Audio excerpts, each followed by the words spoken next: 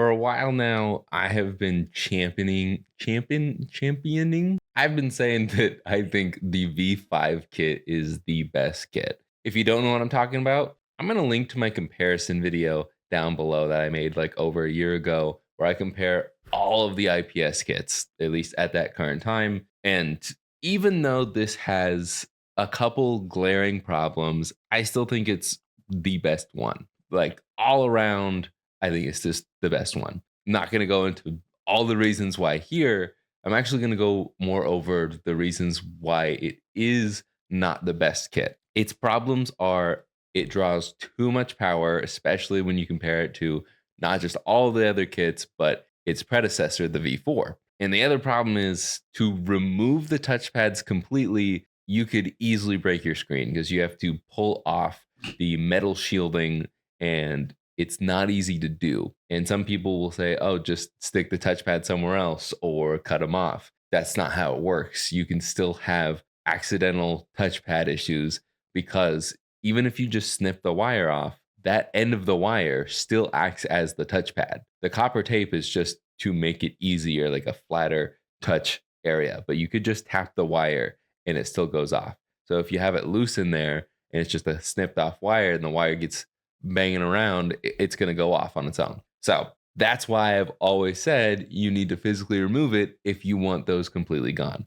And since I've been selling these on my website, retroremaster.com, because you can buy, not this one, this is my personal one, and the one I did from the original review video of it. You can buy something like this that also has a V5 kit in it. And I just put the touchpads in there. It's usually around this area and this area. I don't remember which one is which for which one does brightness and color adjustments. And when I say color adjustments, I mean like the color palettes, because even though it's a full color Game Boy, they still have color palette options, I guess, for when you're playing like original Game Boy games. You can have color palette options there, but there's also built-in color palettes into these for original Game Boy games. And no, while it may help colorblind people, that's not the reason why they have them. I really don't think it's that deep. Anyways, it's been probably almost near 2 years now since this kit came out. And since then, they have quietly refreshed this kit.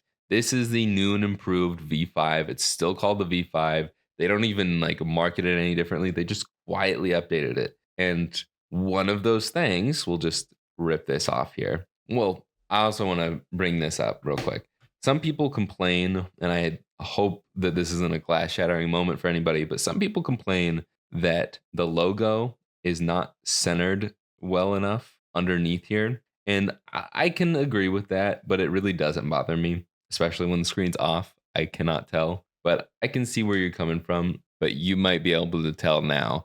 It's like slightly too low. It doesn't bother me, but I understand that might bother some people. But one of the things that they've already improved upon with this kit is when you open the menu, you can go down and you can turn off the touch shortcuts. So if I can even find one of the touchpads, maybe I have to get out of the menu for it to reactivate. The touchpads kind of suck. I mean, all touchpads suck for Game Boy modding kits. But yeah, right there. Okay. One of them went off. I have grid lines on there now. Okay. See, touchpads, they work, but I can open the menu and go back and turn it off. And we shouldn't have any touchpads at all. Nothing's changing. It's kind of hard to tell since the touchpads are not very accurate, but that is a huge relief. So I can just put them in like normal and immediately go turn them off in the settings.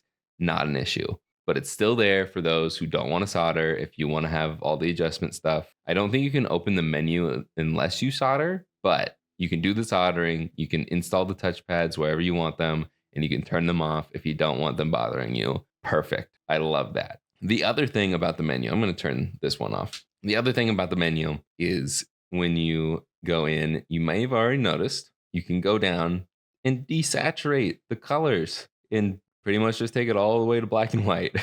Because there are some people who think that these IPS kits are too saturated. And I guess I can see where you're coming from, but I think that's the point of having an IPS display. So I don't see why you would want to desaturate the color, but people's arguments are The original screen is, since it's not backlit, they oversaturated all the colors, so it'd be a decent saturated color on these original Game Boy Advance screens. And same thing with Game Boy Color. I get that. But at the same time, saturated colors to most people are just better. But anyways, for those who complain about that, you can now desaturate the colors. Maybe it's not to your liking. I don't think you can really whine about it anymore, if I'm being honest.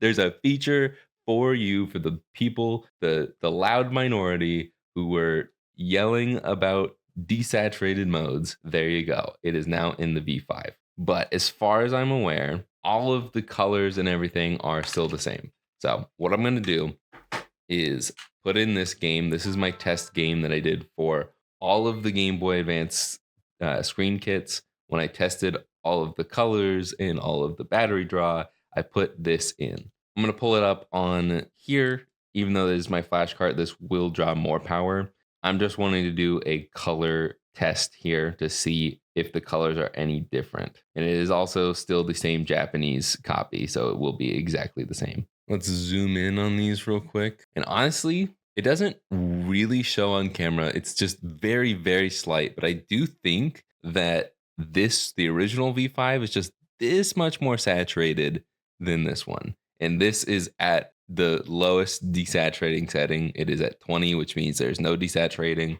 And you have literally 20 levels of desaturation you can go through. But when I like look over directly over top like this, maybe it's just like a little darker on the screen. I don't know. There's just like a little more saturation, and like this almost looks a little more blown out. This looks a little more saturated. This is a little more blown out. And if I go in, I did adjust the brightness there. Yeah, they're both on 10, and this one just is like a barely, it almost is like dimmer. So I'm gonna max out the brightness here. I believe these still both have 15 levels of brightness. So they're both at max brightness. Looking at it in real life, max brightness, they look exactly the same. So maybe one of these gets dimmer than the other. So let's go all the way down, and that's super dim. Okay, so this one gets dimmer. So I guess that is a downside to the new one, and that's probably why this one was looking more blown out. This is obviously dimmer, the original. Okay, so that's good to know. So if we open up the menu, we're at brightness 0, and this is brightness 1. So it has one more stop. But even then, we put this at 1 and this at 1. This one's still dimmer. So this one just gets dimmer. Okay. So if you like playing in a very dark room, then I guess this one is just that much more better. But I'm going to bring these back up to like a normal, reasonable brightness. 8 seems fine. See, 7 on this one looks about 8 on this one. So I'm going to leave it at that difference there. And then we're going to open up the menu here, and we're going to go to desaturation, and we're just going to go 1 down, 1 down, 1 down, 1 down. This is barely changing at all, at least on the viewfinder. I would like to look at it in person, but I don't want to block the camera. Okay, so on camera, it's making it like a green hue. It really doesn't have that green hue in real life. But yeah, the desaturation, okay. You know what? I kind of see where people are coming from. It's not so bad, but I still like saturated colors. So I think 12 is like the farthest down I'd go. After that, it's just like too black and white. But I could see like this would be like the feel of an original Game Boy Advance screen with a backlight. But even then, it's stupid. It like if those screens had a backlight, it would be completely different.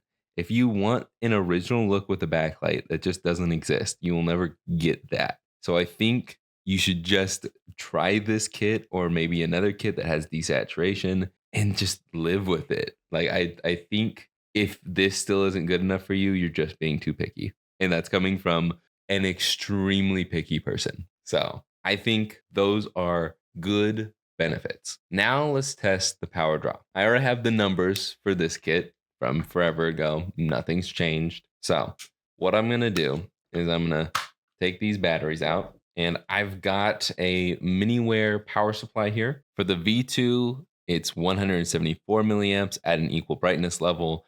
191 for either the Funny Playing kits. The most recent two are exactly the same power draw wise.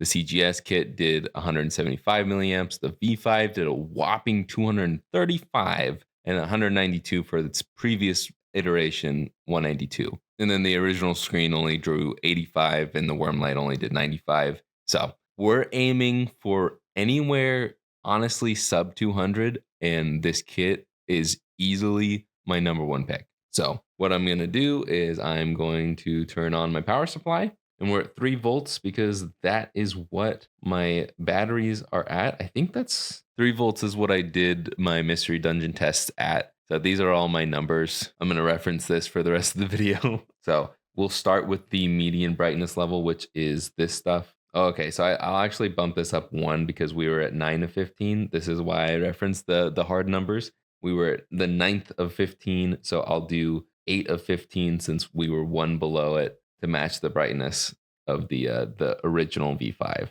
So once we get in here, so I stick this on there, and if the case wasn't on, it'd be a little easier to just stick this in here, but I'm just gonna jam it up against the positive part of the motherboard, and then we should hit run and it turns on. And this is also with no sound because sound that'll draw a little more power to have the speaker going. So I'm going to raise this up to 8 and we will get back to this scene right here. And perfect, we hit the correct screen the first time because there's like 3 different variations of the screen. And I will bring the power supply up for everybody to see. We are drawing 215 to 217. Oh, we hit 218 there. So we're doing, let's say, an average of, oh, we climbed, we spiked there for a second. We're spiking. Oh, was that even on camera? I'd say we're averaging around 217, 218. I'll say 218 because it is spiking up to like 224 at some points. I'm not exactly sure why. So I'm going to go with 218 because I see as low as 215. And for the most part, it's bouncing around 217, 218. At the equal brightness, we are a slight bit lower. It is slightly more reasonable, but it's not where we'd like it to be. So, okay, on brightness level 9, we'll try it again. It's still below 235, even on 9. So if you think I was being unfair by having it at 8 instead of 9, it's still slightly better. But yeah, I think they maybe honed it in a little bit more, but it's still not great. I am curious though. Okay, for this test, I don't really care what screen it's on. Just want to open the menu. Nothing matters other than I want to see, does desaturation make a difference? We're at 226, 225. Let's go down to half saturation. No. Okay. Go to full black and white. Does color matter? No. No, it does not. Okay. Good to know. Just the brightness, essentially. Cool. Okay. Well, I forgot to do power draw tests for minimum and maximum brightness, so we'll do that real quick. Okay. I know it's not the right screen, but it's negligible difference. So at minimum, we're pulling about 163 to 165, and then we spike. Okay. I'm going to say 165. That's at minimum brightness, which is still a bit lower than the original. That was at 171 on the original, and we maxed out at 320. So on max brightness, we're not even hitting 300. So I would say that's a significant improvement. We're hitting like 295 is the max I'm seeing. So I would say like 293 on average. We'll go 293 because the max I saw it go to 298. It spiked there. Okay. 294, 295, 293, whatever you want to call it. Oh, that spiked into 307. That was crazy. I wonder why it does that. But I'm going to say 295 to be on the safe side. Even then, we're 25 milliamps under the max brightness of the original iteration of the V5. I think that's a significant improvement. It's not as good as I would like to see, but I'm not an engineer, you know. I don't know how easy or hard it is to manage power like that. But obviously, we're seeing that from other kits. So we're seeing as low as 145, but CGS kit is not great. But like looking at V2 and the 3.0 kit slash the M2 kit now, because again, same power draw levels. If those are hitting 150 and 155, I feel like high speed Eidos should be able to hit those numbers too, which I already forgot what the low number was. I'll put it on screen again. But that's not too far off on the minimum. But on the maximum, dropping it down to under 300 is great. The V2 is significantly more brighter than any of the other kits here. So I am not upset with the 335 there because that is like the only screen you can like easily play outside in. It's just that bright. And honestly, being only 15 milliamps above this, that's pretty good because it is significantly brighter. But this pretty much having all the same specs, except for this doesn't get as dim as the original and it has less power draw. It's a pretty darn good silent upgrade. They're not marketing it as its own new thing. It's not like it's the V6.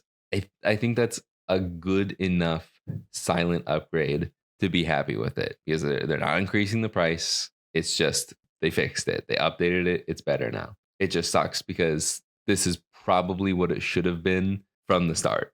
No, this is exactly what it should have been from the start, and it's not. So if you already bought a V5, then you're SOL, right? I'm still selling off like the last couple of my original V5 kits. Hello, come on, focus. So if you're wanting to buy a modded GBA from me, you can buy this very Game Boy that is on screen, assuming it's still available. This has the new kit in it. Once I sell like the last two that don't have the new version of this kit in it, they'll all be this upgraded V5 kit. You will be able to buy them from me, retroremaster.com, if that is what you want, plus any other kits that I talk about. So yeah, I'm happy with this upgrade. This is what it should be. I'm glad it's here, and I'm glad that people can stop complaining about there not being desaturation on these kits. If it was just like a little bit less power draw, I would say that this is definitively the best mod kit for the GBA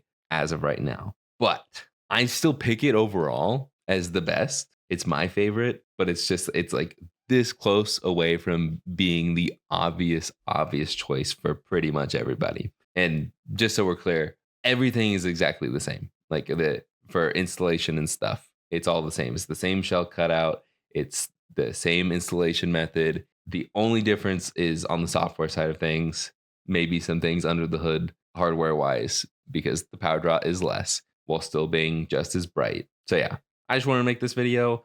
I will probably make a full review of this kit, a full re-review of the updated V5 kit on the main channel. And this is probably going to go coincide with that video. But yeah, here's my live reaction to it, I guess. And if you want my more honed in thoughts, go watch the re-review that's somewhere on screen right now. I think it's this corner, maybe this corner. Maybe I changed it up, put it over here or over here. I don't know. Subscribe, like the video. See you later.